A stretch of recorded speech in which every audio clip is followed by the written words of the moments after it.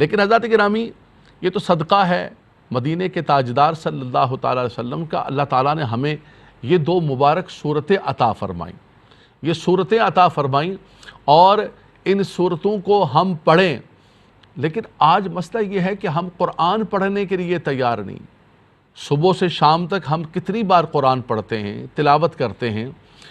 اللہ کے نبی صلی اللہ تعالیٰ علیہ وسلم کا معمول مبارک تھا۔ ام المومنین سیدہ عائشہ صدیقہ رضی اللہ تعالیٰ عنہا فرماتی ہیں کہ حضور جب بستر پر تشریف لے جاتے، بخاری شریف کے حدیث پاک ہے، بستر پر تشریف لے جاتے، یہ سب ہماری بہنیں اور بھائی جو گھر میں سن رہے ہیں وہ بھی یہ وظیفہ یاد کر لیں۔ یہ وظیفہ کسی اور کا نہیں دیا ہوا، یہ امام الانبیاء صلی اللہ تعالیٰ علیہ وسلم نے خود کیا ہے اور امت کو تعلیم عطا فرمائی۔ ام المومنین فرماتی ہیں کہ حضور علیہ السلام جب رات کو بستر پر تشریف لے جاتے اپنے دونوں ہاتھوں کو ملا لیتے، سورہ اخلاص قل هو اللہ احد، سورہ فلق قل اعوذ برب الفلق رب الناس، ان تینوں صورتوں کو پڑھتے،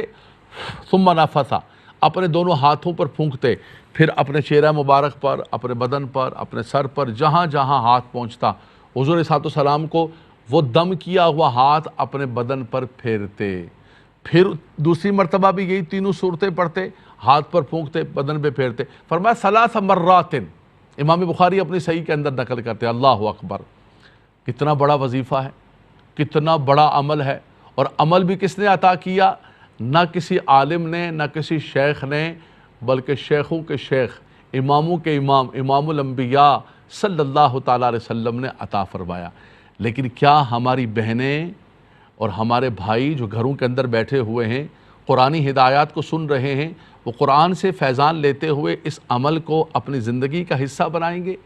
کہ ہم رات کو سوتے وقت بستر پر وہ عمل کریں، وہ صورتیں پڑھیں، وہ وظیفہ پڑھیں جو حضور نے خود عطا فرمایا؟ اور اس کی برکت کیا ہوگی؟ من شر النفاثات فی العقد، من شر حاسد اذا حسد، من شر ما خلق، جتنے شرور ہیں، جادوگر ہیں، حاسدین جب حسد کرتے ہیں، اس کی مخلوق کے اندر جتنے شر کرنے والے ہیں، اللہ اکبر، رب تبارک و تعالی اس کی برکت سے سب سے امان اور پناہ عطا فرما دے گا۔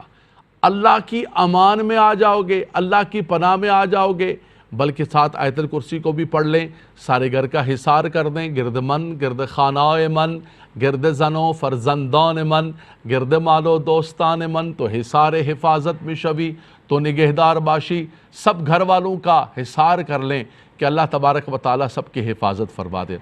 لیکن حضرات گرامی بات یہ ہے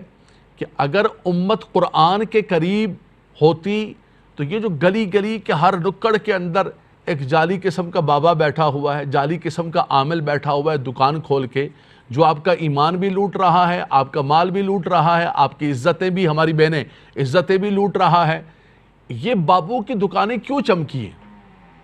یہ بابے امت کے اندر کیوں اتنے زیادہ ہو گئے؟ اس لیے کہ امت نے قرآن کو چھوڑ دیا۔ وہ زمانے میں معزز تھے مسلمان ہو کر، ہم ذلیل و خوار ہوئے تارک قرآن ہو کر، ہم نے قرآن کو چھوڑ کر ذلت کو گلے لگا لیا، اور یہ بابے جو ہے اب چلے جائیں کسی کے پاس، مثال کے طور پہ ہمارے پاس کو آئے، ہم کسی کو کہیں گے کہ بھائی آپ معوذتین رہا، بس یہ پڑھنی ہے، اوہو یار نہیں، بندہ کو اتنا نہیں ہے یار، بابے کسی ہوا بھائی ایسا کرنا ہے، بالکل آٹا لینا ہے، تم نے انڈا لینا ہے، گھما کے 7 بار گھمانا ہے، پیچھے نہیں دیکھنا ہے، رات کو 1 بجے قبرستان، بولا ہاں یہ بابا بہت پہنچا ہوا ہے، بہت زبردست قسم کا ہے۔ یہ خوف بیچتے،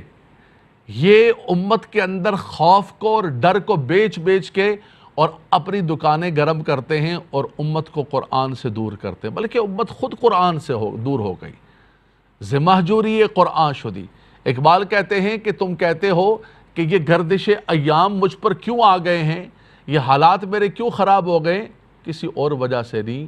تو نے قرآن کو چھوڑ دیا ہے۔ جب سے تو نے قرآن کو چھوڑ دیا ہے، تیرے حالات، تیری ساری کی ساری چیزیں تباہ و برباد ہو گئی ہیں۔ تو حضرات گرامی، یہ میرے آقا صلی اللہ تعالیٰ علیہ وسلم کے ذریعے اللہ نے ہمیں تحفہ عطا فرمایا، امت کو یہ صورتیں تحفہ عطا کی گئی ہیں، سبحان اللہ۔ یہ جو قرآن کی آخری صورتیں ہیں، معوذتین ہیں، سورہ اخلاص ہے، یہ ساری کی ساری صورتیں